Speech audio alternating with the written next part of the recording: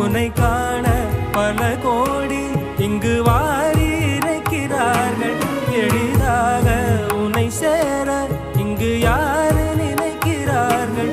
அலங்காரம் அதில் நீ இல்லை, அகங்கார மனதில் இல்லை, துளி கள்ளம் கபடம் கலந்திடாத அன்பில் இருக்கிறாய்.